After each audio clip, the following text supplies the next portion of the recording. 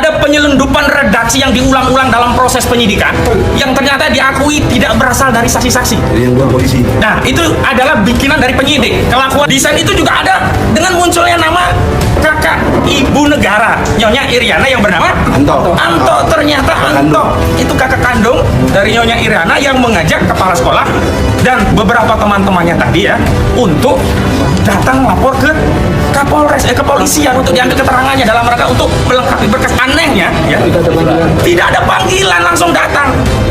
Aneh apa aneh nih? Aneh. Dulu pada kasus pertama, saya pernah ditawari, Gus Nur kalau minta maaf sekarang besok bebas. Dan saya nggak mau minta maaf. Ya, kecuali terbukti bersalah. Minta maaf itu gampang. Bismillahirrahmanirrahim. Assalamualaikum warahmatullahi wabarakatuh. Innalillahi wa inna ilaihi raji'un. Innalillahi wa inna ilaihi raji'un. Kami kabarkan bahwa saksi yang pada pekan sebelumnya, sidang sebelumnya sudah siap hendak hadir dalam persidangan dalam rangka diambil keterangannya untuk didengar apa yang dia lihat, dia ketahui, dia dengar sendiri. Yang bernama Bambang Prasetyo tiba-tiba pada sidang sebelumnya kena serangan jantung. Tapi pada kesempatan kali ini kami mendapatkan kabar dari saudara jaksa penuntut umum bahwa saksi Bambang Prasetyo meninggal dunia. Kita sebenarnya sangat berharap, tapi ini kehendak Allah karena saksi ternyata meninggal dunia. Tapi kami berpikiran jangan-jangan ini adalah efek mubahalah. Dan karena itulah kami semakin meyakini kasus ini pasti akan kami menangkan dengan pertolongan Allah, insya Allah. Tapi yang kedua, ada yang menarik dalam proses persidangan. Ada penyelundupan redaksi yang diulang-ulang dalam proses penyidikan yang ternyata diakui tidak berasal dari saksi-saksi. Yang buat polisi. Nah, itu adalah bikinan dari penyidik, kelakuan dari penyidik. Apa redaksinya? Saya sebagai umat Islam merasa keberatan kitab suci Al-Quran, dan marah, bahkan ada yang dan marah kitab suci Al-Quran, ya marah dan tersinggung kitab suci Al-Quran dijadikan sarana untuk menyebarkan kebohongan. Dan itu selalu berulang-ulang, padahal setiap saksi ketika kami verifikasi melalui proses tanya jawab ya ternyata tidak menyatakan itu. Ini menunjukkan apa? Ada desain dalam proses BAP, ada desain yang mengarahkan seolah-olah ya ada unsur penistaan agama dalam proses penyidikan. Yang kedua, yang ketiga begitu. Desain itu juga ada dengan munculnya nama kakak ibu negara, Nyonya Iriana yang bernama Anto. Ternyata Anto itu kakak kandung dari Nyonya Iriana yang mengajak kepala sekolah dan beberapa teman-temannya tadi ya untuk datang lapor ke Kapolres, kepolisian untuk diambil keterangannya dalam rangka untuk melengkapi berkas. Dan lucunya, jangan lucu ya ini. Kurang ajar. Nah, kalau bahasa Bang ini kurang ajar, saya tambahkan lagi kalau sekarang. Anehnya ya, tidak ada panggilan, langsung datang. Aneh apa aneh nih? Aneh. Kita saja ya punya apa berkas kalau lapor polisi selalu ada surat panggilan, misalkan dipanggil dalam rangka untuk dijadikan saksi atau setidaknya undangan klarifikasi. Ini benar-benar ada dugaan kuat ya intervensi kekuasaan dalam kasus ini. Kalau tidak ada intervensi kekuasaan, makanya proses dan prosedur hukum dalam KUHP pasti akan ditaati. Itu yang perlu saya sampaikan, dan saya harapkan Gus Nur tetap semangat karena ini perjuangan, bukan hanya perjuangan Gus Nur, tapi ini perjuangan kita untuk memastikan legasi sejarah bangsa dan negara Indonesia. Kita tidak ingin memiliki presiden dengan ijazah palsu. Takbir. Assalamualaikum warahmatullahi wabarakatuh. Gus, silakan Gus, tanggapannya Gus. Iya, jadi intinya saya berdoa mudah-mudahan almarhum sana diringankan hisapnya sama Allah. Amin. Karena dia meninggal dalam rangka akan memberikan kesaksian di pengadilan yang itu akan memberatkan saya. Nah, tapi saya tidak punya ruang, tidak punya celah untuk melaknat karena udah meninggal, Mas. Dan diselamatkan, akhirnya nggak bisa memberatkan Gus Nur kan jadinya. Ya, jadi ya, tapi kita tetap berdoa. Mudah-mudahan keluarganya diberikan ketabahan, ya, rezekinya dilancarkan dan almarhum di sana diampuni sama Allah. Dan intinya saya tetap berjuang. Dulu pada kasus pertama, saya pernah ditawari, Gus Nur kalau minta maaf sekarang besok bebas. Dan saya nggak mau minta maaf. Ya, kecuali terbukti bersalah. Minta maaf itu gampang. Jangankan minta maaf, cium kakimu saya mau. Yang penting buktikan kalau saya salah. Kan belum terbukti bersalah. Bisa di penjara. Sudah di penjara dan gak boleh telepon anak istri dan diisolasi dan macam-macamnya lah. Jadi Mas Ahmad dan segini intinya saya dalam rangka mencari kebenaran. Saya bukan kriminal, bukan narkoba, bukan penjahat, bukan teroris. Saya hanya YouTuber yang undang narasumber. Dan saya nggak nyangka akan terjadi seperti ini. Kurang lebih gitu Mas. Ya, Pak Bambang tadi. Saya langsung address Pak Jokowi. Ya. Apa susahnya menghadirkan ijazah asli Anda ke persidangan supaya kami tidak tersiksa? Ada kepastian hukum, saya siap dihukum apabila Pak Jokowi bisa menunjukkan ijazah aslinya di persidangan. Mantap. Cukup sekian Pak Jokowi. Mohon dengan hormat Bapak Presiden yang saya hormati, hadirkan ijazah asli Bapak di persidangan supaya nggak ada pro kontra di masyarakat.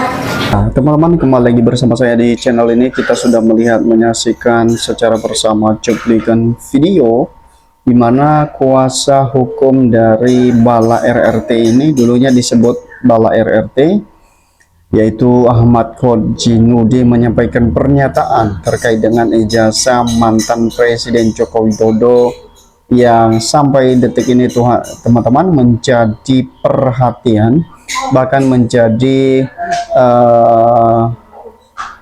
berita yang cukup viral saat ini, yaitu ijazah mantan Presiden Joko Widodo. Ya, disebabkan karena memang kita tahu bahwa ijazah tersebut tidak pernah ditujukan, sehingga ini menjadi perdebatan baik dari kubu Jokowi maupun dari kubu Roy Suryo. Tentu dalam hal ini bahwa kedua kubu tersebut teman-teman berbeda pendapat. Yang satunya yaitu kubu Jokowi menyatakan bahwa ijazah itu asli, namun sebagai tersangka menyampaikan bahwa ijazah Jokowi adalah palsu. Jadi maka dari itu kedua hal ya, dari kubu tersebut memiliki pandangan yang berbeda, dan hal ini yang menjadi perdebatan saat ini di tengah-tengah masyarakat. Dan pengadilan ya didesak untuk memastikan kalau ijazah Jokowi itu asli atau sebaliknya. Hal ini teman-teman timbul berbagai pendapat di tengah-tengah masyarakat, bahkan di tengah-tengah publik saat ini, di mana sampai hari ini kita melihat bahwa ijazah dari mantan Presiden Joko Widodo itu masih didesak untuk ditujukan atau masih didesak untuk diperlihatkan di hadapan publik. Ya, jadi teman-teman, di bawah ini coba kita melihat beberapa tanggapan para netizen. Sebenarnya apa yang mereka sampaikan terhadap ijazah mantan Presiden Joko Widodo yang selama ini menjadi persoalan. Ya, pertama dikatakan bahwa siapapun kalau berbuat kejahatan akan mendapatkan karmanya.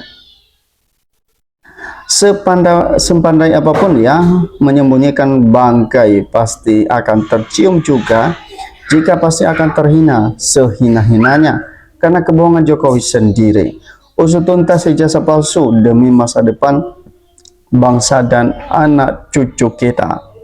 Kita terhina sehina-hinanya karena kebohongan Jokowi sendiri. Usut tuntas ijazah palsu demi masa depan bangsa dan singkat kata ringkus Jokowi. Ya, jangan juga gentar bongkar semuanya kebohongan. Hai manusia, kamu pasti mati, bertaubatlah sebelum azal menghampirimu. Ingat-ingat di atas langit masih ada langit, dan orang jujur pasti masuk surga, tapi kalau orang berbohongnya pasti masuk neraka. Ingat ya, jadi teman-teman bahwa ini hal yang sangat ya, sepertinya sebuah kekecewaan dari para netizen dalam kasus polemik perkara ijazah ini. Ya, tentu apa yang saya bacakan tadi itu adalah sebuah keputusasaan mereka terhadap penegakan hukum, di mana saat ini mereka kelihatannya lemah dalam mengungkapkan kasus ijazah mantan Presiden Joko Widodo tersebut. Ya, karena dari awal hingga saat ini, bahkan sudah bertahun-tahun ya, tidak ada kejelasan yang diberikan atau yang disampaikan kepada publik secara signifikan ya, untuk memastikan kalau ijazah itu bukan palsu. Jadi malah apa yang sebaliknya terjadi teman-teman, malah kita melihat bahwa sampai saat ini tidak ada respon yang begitu terbuka dari penegakan hukum ya, walaupun katanya ya nanti biar pengadilan yang membuktikan ini semua, tapi yang jelas bahwa sampai saat ini dari pengadilan pun baik dari pihak Jokowi tidak ada yang sudah menunjukkan ijazah. Jadi sehingga netizen menilai bahwa penegakan hukum sepertinya telah diacak-acak oleh oknum-oknum tertentu ya untuk mengungkapkan fakta kebenaran terkait dengan ijazah Jokowi. Ya, lebih lanjut dikatakan gempar terus ya sampai tuntas, jangan kasih kendor ya. Semoga yang mendukung kebohongan diberi hidayah, semoga sadar sebelum kena karma. Ya, jebol karena tidak dipidana dan percuma, pasti terbongkar semesta semakin murka. Beneran lebih ijazah gold dan jebol, dan semoga cepat selesai perkembangan palsu apapun hasilnya agar rakyat tidak bertanya lagi ya. Jadi teman-teman, bahwa dengan salah satu kekeliruan ya, kalau yang menyatakan ijazah Jokowi itu adalah palsu, dan begitu juga dengan yang menyatakan asli.